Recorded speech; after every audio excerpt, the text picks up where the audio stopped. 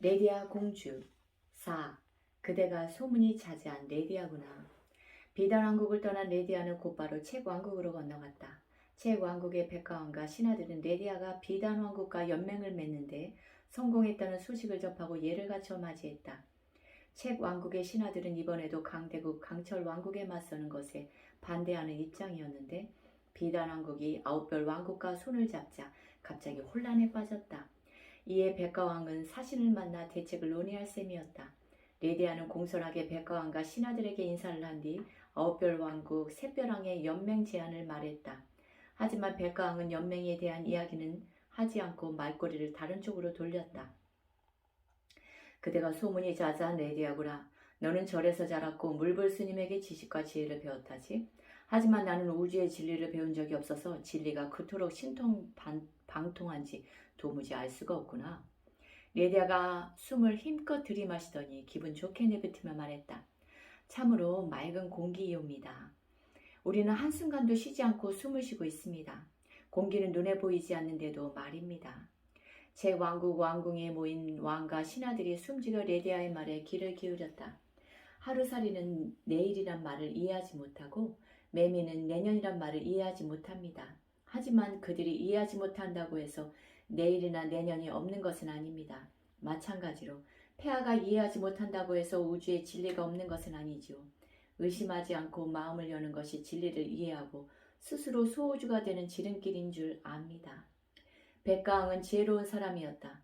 그는 레디아의 막힘없는 대답이 마음에 들었다. 레디아가 다시 연맹 이야기를 꺼냈지만 그는 이번에도 말문을 다른 방향으로 틀었다. 내가 오래전에 이 나라에서 가장 뛰어난 학자들에게 세상의 모든 책의 내용을 단 한 문장으로 요약해오라고 지시를 내렸느니라. 하지만 몇 년이 지난 지금까지 학자들은 토론만 반복할 뿐 답을 가져오지 않는구나. 내가 너에게 이 숙제를 낸다면 너는 얼마 만에 답을 가져올 수 있겠느냐? 지금 바로 알려드릴 수 있습니다. 레디아의 대답을 들은 장내가 술렁거리기 시작했다. 한 권의 책을 요약하는 것도 아니고 세상 모든 책의 내용을 요약하는 숙제였다. 절대 즉석에서 답할 수 있는 질문이 아니었다. 백가왕이 떨리는 목소리를 물었다. 내가 생각하는 답이 무엇이냐? 레디아가 조용하지만 기품이 어린 목소리로 대답했다.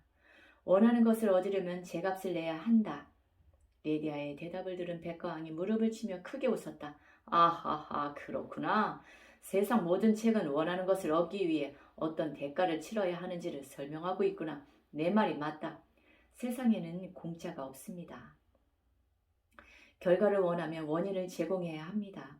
이를 인과응보의 법칙이라고 합니다. 우리가 저지른 악행도 베푼 선행도 돌고 돌아 다시 우리에게로 돌아올 것입니다.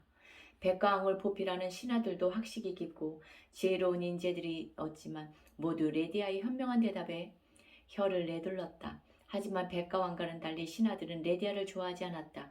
책갈피 왕자가 회의장을 박차고 나와 왕궁을 떠날 정도로 신하들은 안전한 길만을 고집했다. 신하들 중에서 가장 높은 지위에 있는 책 왕국 수상이 앞으로 나서며 분위기를 반전시키려고 했다.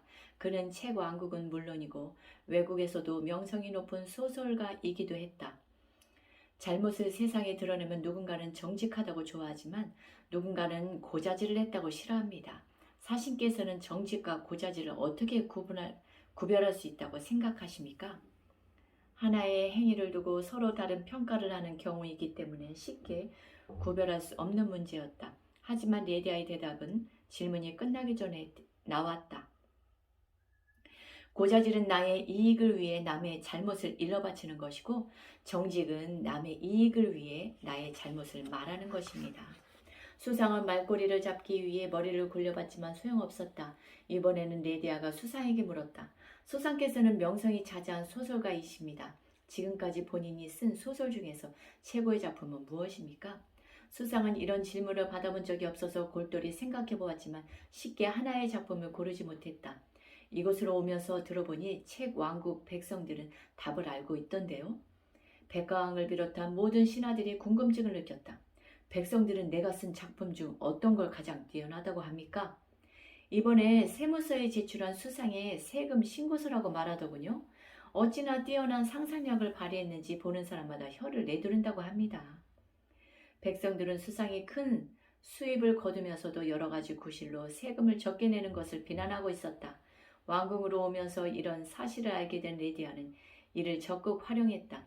세금이 곧 국방력입니다. 수상께서 덜 낸 세금만큼 책 왕국의 군사력은 약화됩니다.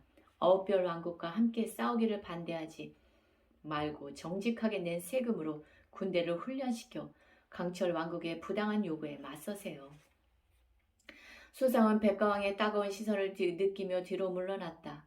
연맹에 반대하던 신하들의 분위기가 크게 가라앉았다. 이때 비단 왕국에 남아있던 책가피 왕자가 회의장에 나타났다.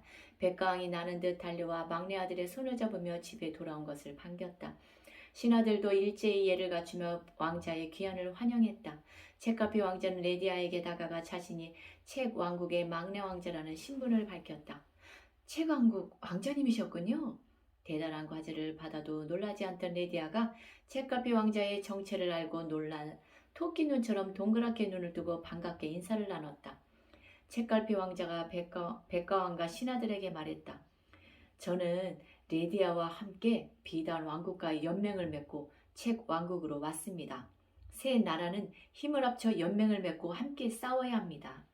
책 왕국이 힘을 보탠다면 강철 왕국도 더는 무리한 요구를 하지 못할 것입니다. 백가왕이 결정을 내리지 못하고 주저했다. 무슨 말인지는 잘 알지만 만에 하나라도 잘못된다면 책 왕국은 잿더미가 될 것이다. 책가피 왕자가 백가왕을 안심시키며 말했다. 저는 책 왕국이 강철 왕국의 부당한 요구를 매번 들어주며 힘없는 평화를 유지하는 것이 싫어 제 집보다 강한 힘을 찾아다녔습니다. 그러고 나서 알았습니다. 생각만 하고 있으면 무한한 힘을 발휘할 수 없습니다. 책갈피 왕자가 허리에 찬 칼을 뽑아 높이 들었다.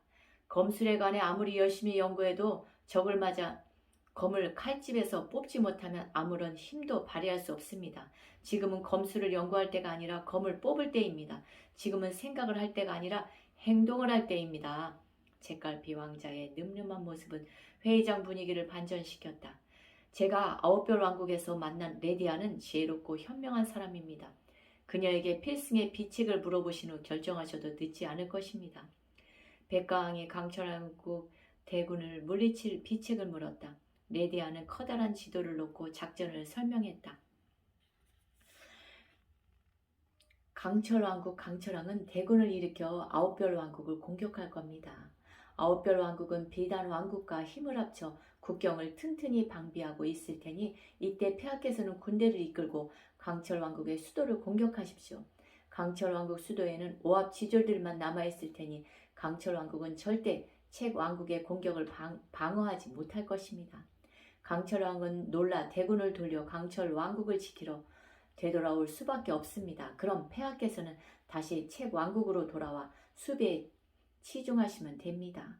강철왕국이 어느 나라를 공격하더라도 이와 같이 세 나라가 행동하면 강철왕국은 감히 어느 나라도 침공할 수 없게 됩니다.